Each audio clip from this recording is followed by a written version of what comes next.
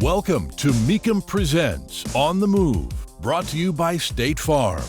It's the show geared toward keeping you up to speed with the latest auto news, event coverage, and expert industry insight. Now, here are your hosts, Matt Avery and John Kraman. Hey, and welcome to another On the Move. I'm Matt Avery, and joining me is co-host John Kraman, lead TV commentator for Mecum Auctions on NBCSN. John, in segment 2, we are getting a deep dive into the 2022 Ford F-150 Lightning by way of a special conversation with the marketing manager for the vehicle, Jason Turnbull. And then in segment 3, it's time for another On the Move spotlight, this time illuminating the very exciting Monterey auction that Mecum is having here very shortly out in California.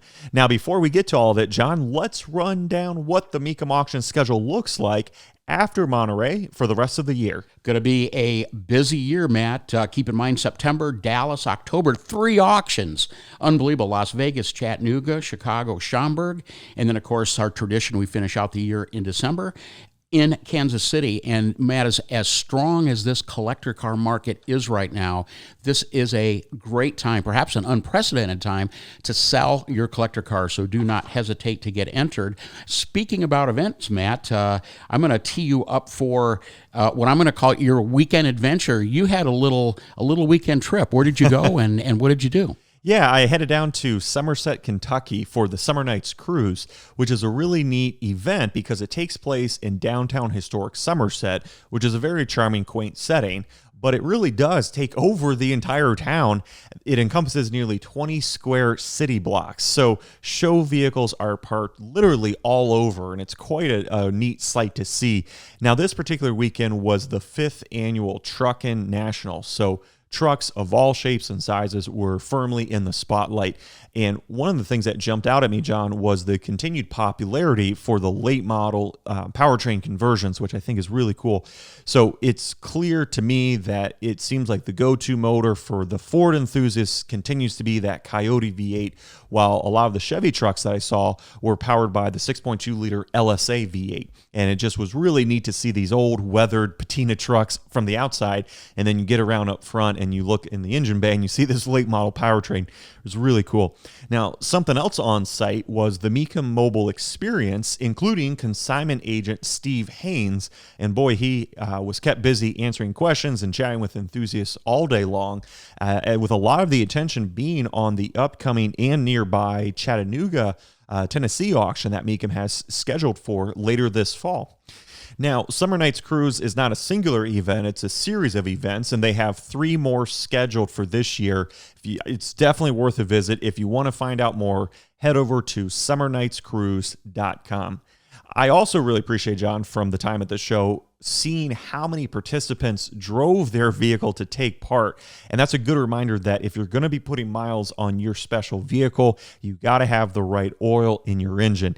And our show is powered by Kindle Motor Oil, which has a wide array of formulas made to protect whatever is underneath the hood of your special vehicle. When you pour Kindle GT1 with Liquitech, you get out what you put in. John, let's transition to talk about some car news because we have some updates on the Subaru BRZ, and you have some thoughts on how it will stack up with what we refer to as the 400 horsepower club. Right. Well, keep in mind, Matt, the all-new 2022 Subaru BRZ has got a 228 horsepower engine. So just kind of keep that number in thought. A lot of information just released on it. You and I have talked about it, and we're really excited to see this come out. It's going to have a base price of around $29,000, taking the as-delivered price probably well up into the low 30s. It will have a manual 6-speed transmission. No surprise there. And the Toyota version, the GR86, will follow later. Not quite sure of when that's going to hit, but that is part of a joint venture.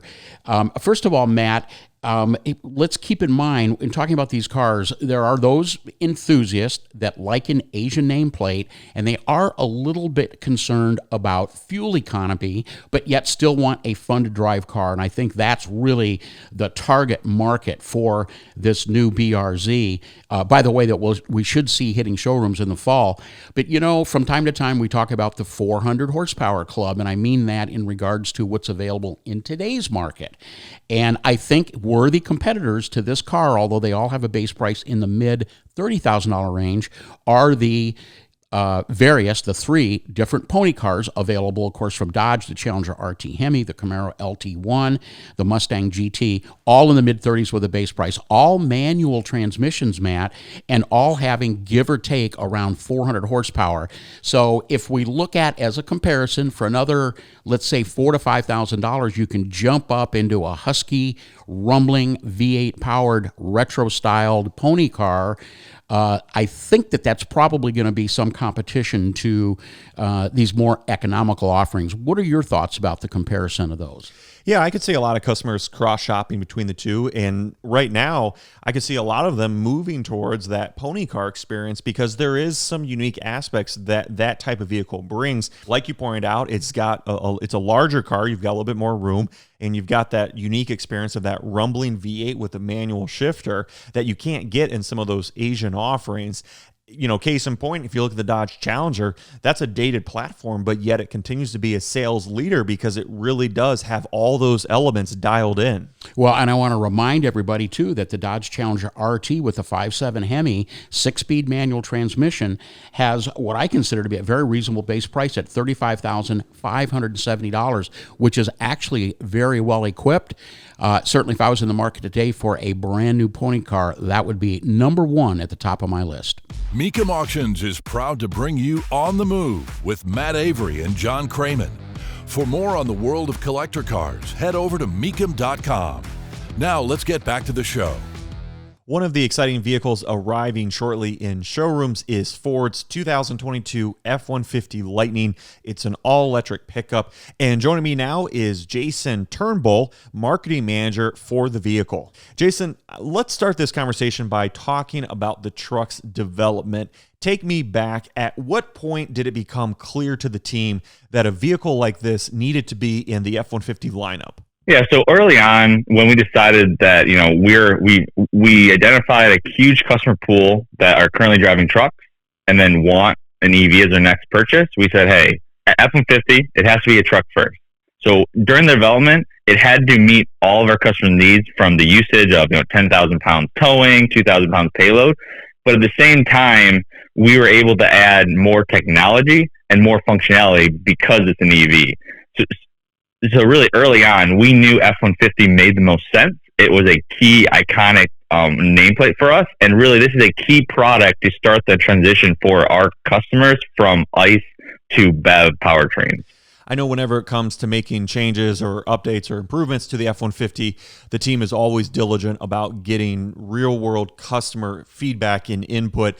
When it came to the Lightning, was that a high priority for your team, is hearing from customers about their thoughts about what the Lightning should have or be equipped with? Yeah, so we are laser focused on our customers, and really what our goal is every time we launch a new product or kind of improve on it is we want to provide value for our customers. So a great example is early on, we went to customer research and said, hey, are you open to electricity all electric trucks? They said yes. And they said, okay, well, here's some features that maybe, that you like.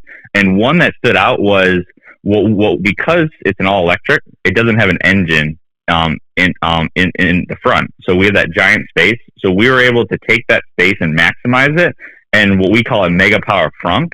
And at first, during the development, we really underestimated the value of it. But as soon as our customers saw it, they said, that's a game changer. Now I can put my golf clubs, I can basically put all my groceries that are rattling around in the bed.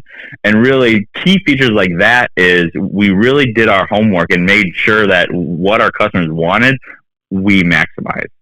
Let's talk about the name Lightning. It makes a lot of sense in this case because obviously with it being an electric truck, the Lightning bolt ties it in there. The last time we saw Lightning on an F-150, it was from that street truck era that really had a lot of image, a lot of personality, a lot of performance for the day. Was there ever any kind of concern about that pivot, or was it really just the natural progression for the team to take? Yeah, so it was the natural progression, but let's be clear. So the past generations, definitely Lightning, this vehicle is faster than them, more capable, as well as loaded with more technology. So as we were thinking about the name, we said, how do we take this iconic name that makes sense because it's an EV and making sure that we almost extend it into the future? So it really just made sense. As you mentioned, the biggest change to this truck is the powertrain, that all-electric setup. Fill us in exactly, what is the truck equipped with? Yeah, so we are 100% dual motor. So we have electric motors on each of our axle. And for the first time in an F-Series, we have an independent rear suspension.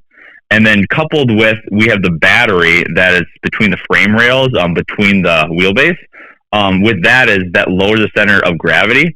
So our dual motors have 775 pounds-feet of torque. That independent rear makes the vehicle feel more dynamic and better handling. So this is the fastest as well as the best handling F-150 that we've ever produced. One of the unique aspects about having all this power on board is how your team has figured out some ways that customers can use it, not just for transportation, but to help with other tasks. And a lot of that comes from the bi-directional power system that's on board. Fill us in, what exactly is that? Yeah, so this is going to be a game changer. So as you recall, last year with all the Texas ice storms, we have a feature called Pro Power on board. So that is really, you have outlets in the truck, and then you can run and kind of back up your refrigerator or kind of appliances. What this does, it takes it to a whole nother level. Because it's an EV, we have a brand new 80 amp wall box. So when the truck is plugged into the wall box at your home and properly installed, if the home power goes out, the truck can act as a backup generator automatically. So you don't have to basically plug anything in. It automatically reverses the current and powers your home. And it can power your home from 3 days to up to weeks, depending on your usage. So we really think this is a game-changing feature for all those customers, no matter where you live, that have backup generators or just want to feel that security of in case something happens in an emergency. One of the other unique aspects about this truck is the fact that it's one of the first, if not the first, all-electric vehicles readily found on the marketplace that has any level of off-road capability. And naturally, that's a strong selling point for truck shoppers. They want to know that their vehicle can work hard both on and off-road. With the Lightning and the onboard electric technologies, any kind of extra steps taken to help make sure that it can perform in those type of settings? This is built for tough, so it passed all the same internal testing that we go through at any F-150 or also Super Duty. So it will meet the durability needs of our customers today. And specifically, what we've done is we have metal shields to protect the motors, and also we have an exoskeleton as well as metal shields to protect the battery as well. Like, for example, on the gasoline variant, we have something called the FX4 package. We don't have an FX4 package on the all-electric F-150 Lightning because we already have all that content standard. So 4x4, big skid plates, and basically metal bash plates to protect those key internal dual motors as well as the battery underneath. Let's talk about that battery and charging it. How much time is needed for it to get a full charge? Yeah, so this is really important to us because what we see is a lot of the first-time F-150 Lightning buyers are new to EV. So we really wanted to make it very simple, and they really didn't have to think about it. So, for example, on our extended range battery, which we see as the majority of our retail volume, is we are providing them with the truck an 80-amp wall box. And what that will translate to is when it's installed at your home, it can charge from 0 to 100% in under 8 hours. So basically, overnight, you can wake up and it will have a full charge, no matter what you came in with. While the Lightning shares a lot of similarities with the rest of the F-150 lineup, there's a lot of new parts content. Are you able to identify what percentage is changed or different on the Lightning as compared to its ICE counterpart? Yeah, I don't have exact numbers, but I think two key things is this was 100% intentional. So what we share is basically the cab. So really the Super Crew, the 5-passenger flow through console, and then the interior. So while we do have a brand new Sync 4A 15.5-inch display, a lot of the inside is carryover, and that was intentional, as well as the short bed, the 5.5-foot bed inner is the same, and really the key benefit of those two and why we kept them carryover is one, accessory. So let's say you have a tonneau cover or any kind of cargo management system in the bed and you own a gas at F-150. We're not asking you to buy all new accessories just because you want to go all electric. And then we are carrying over a lot of the cab and really using a lot of common components to keep that price down.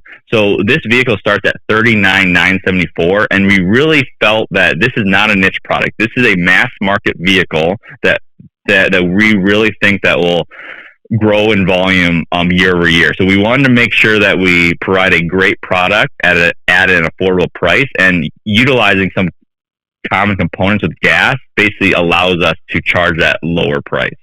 At this point, are there any projections or plans for how this electric powertrain could be expanded within the F-150 lineup?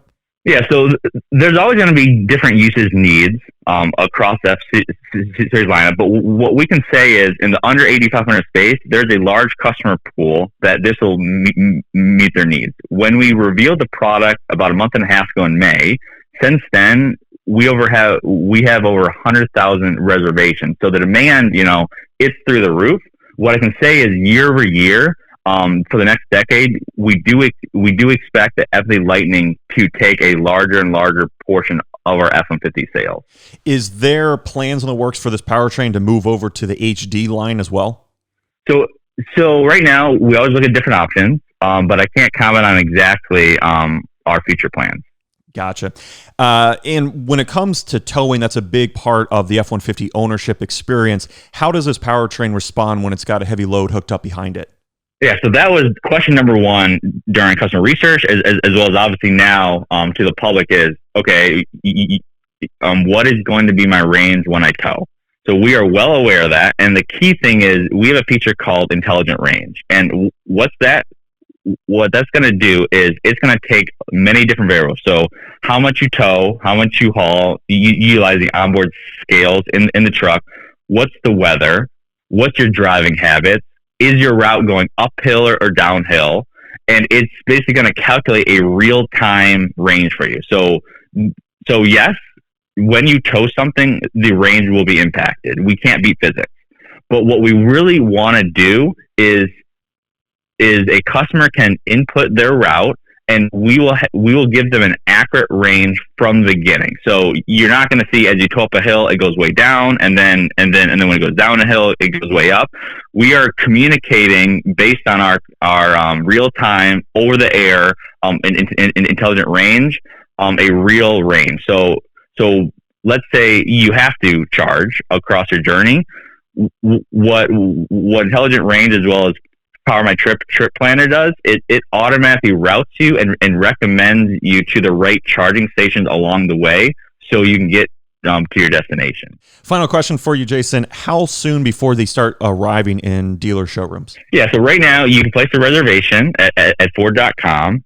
This fall, the reservation holders can begin to start ordering their vehicles, and then we expect to see the vehicle early to mid next year. Well, very cool. Well, this has been Jason Turnbell, again, F-150 Lightning Marketing Manager. Jason, thanks for the update, and I look forward to connecting again soon. Thank you very much. Thanks for having me.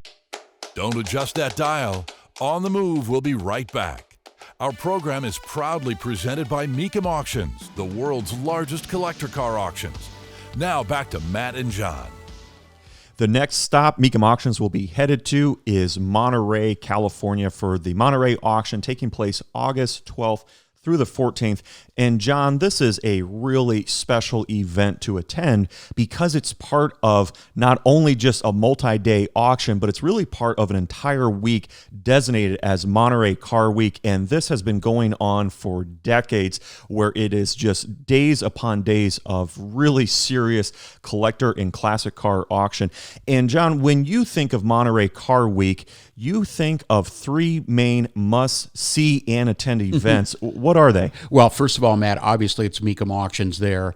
The location is just stellar. We are at the Hyatt Regency Monterey Hotel and Spa, right on the Del Monte Golf Course. It is a spectacular venue. The cars are presented so stately on the grass, and also in a lot of tents and what we call glass houses as well. But so that really is the pinnacle, Matt. But the Monterey Historic Racing, which is done at Laguna Seca Raceway, is a big one. And then, of course, the number one concourse in the U.S., and that is the Pebble Beach Concourse d'Elegance, held on the last day of Car Week, on the Sunday, early morning start. They're literally, this is a world-class event, so much to do during that week, and car enthusiasts just swarm to Monterey, and that peninsula gets loaded with car people, and man, is it a lot of fun to be there, man.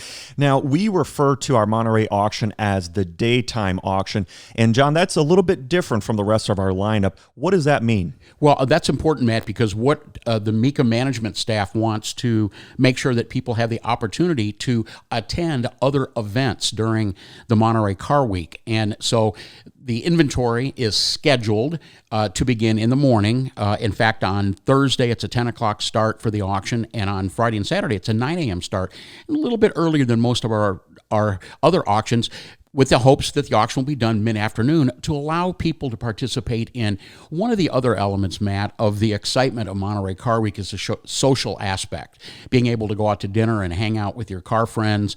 This gives everybody that opportunity. It's really the best of both worlds. While we've got 600 great cars there, about 200 cars each day, relatively small for Mecum, getting the auction done early continues to big priority, to the point that we include right in the headline of the auction, we say the daytime auction, and make it clear you'll be out of there by the mid-afternoon. Well, we have a very special major news announcement in terms of coverage of the Monterey auction. John, do you want to break it? What's the latest? Yeah, just announced, Matt. Really so happy and excited to say that, of course, our traditional network partner, NBCSN, 15 hours of coverage of Monterey will be happening as tradition, but bonus for everybody. If you want to watch the auction live in real time and not same day delay, first time ever, we will be on the Peacock Network, which is available, of course, from our friends at NBC. This is the very, very first time that we've ever done that, and it's going to put a little bit of a different dynamic, not only to the auction, but to the way that we actually run the TV production as well. So just remind everybody, 3 different ways to keep your finger on the pulse of what's happening at Mecum Monterey. Real time, always go to Mecum.com and watch the live stream. Of course, as I mentioned, live on Peacock as well. Very easy to download that app, by the way. And for the traditionalists, NBCSN is going to be covering 15 hours of all the action there at Monterey. So really proud to make that announcement and looking forward to kind of shifting gears and heading off into a new direction.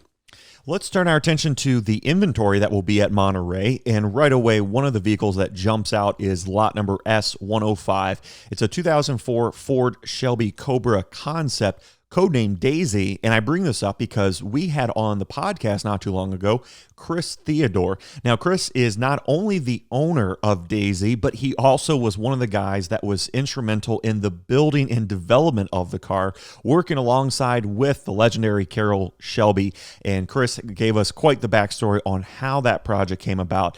And of course, John, that is just one of many special vehicles that's going to be crossing the block. What are some of the other highlights? What's really interesting and cool about this auction, Matt, is even though from a quantity standpoint, it's one of the smaller auctions that Mecum does, but on the other hand, the per car dollar average is the highest of all the Mecum auctions. So as you might expect with that, some real highlights are going to be both vintage and late model European exotics, a lot of really cool pre-war classics, plenty of Corvettes and even some high-end muscle cars as well. And one of them that really stands out on my mind, Matt, is a car that you and I have talked about a lot, the 65 Shelby GT 350R, known as the winningest Shelby ever, the Magical Mustang as it's called, lot number S102, one of only 34 of the production GT 350Rs built. That's one that I'm really looking forward to. In addition to that, lot number S92, which is a 67 Shelby 427 semi-competition Cobra. We are talking 7-figure Shelbys here. This is really going to be a lot of fun. Now, John, Monterey Car Week has a personality, has a life of its own. When you looked over the consignments that are going to be crossing the block at Mecum Monterey, was there one vehicle in particular that just really embodies the spirit of Monterey Car Week? Yes, and it was really easy to choose, Matt. It's lot number F83. It's a 1937 Cord 812 supercharged sportsman convertible coupe, one of only 64 that were built over the 2-year production run, 1936 to 1937. It is restored to perfection.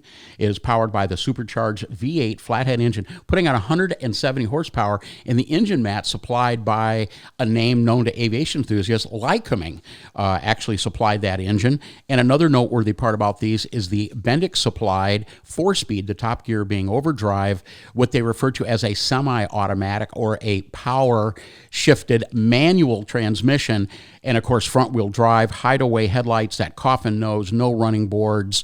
Published auction estimate $275,000 to $325,000.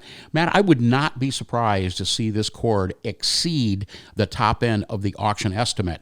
How about you? Anything jump out at you as being representative of the spirit of Mecum Monterey this year? Well, I went the opposite direction, John, and I found a late model electric supercar.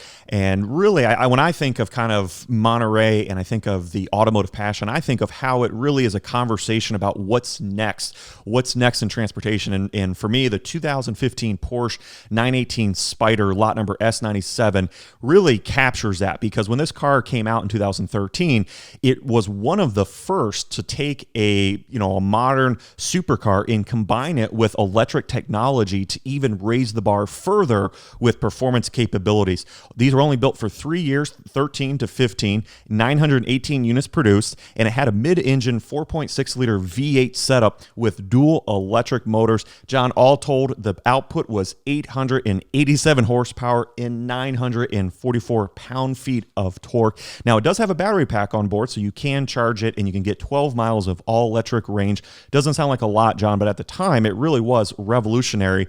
And when you unleashed it, it had a top speed of 217 miles per hour, and 0 to 60 came under 3 seconds. And this example really is stunning with its metallic white paint. I also really like that this one has acid green highlights that just really kind of scream that that focus on electric and new technology. So really, it's a really neat piece, John. Auction estimate is 1.4 to 1.6 million, and I wouldn't be surprised, John, if it's in that range or higher. You've been listening to Mecum Presents On the Move, brought to you by State Farm. For more information, visit Mecum.com. And join us again next time as we take you inside the world of muscle and collector cars and more.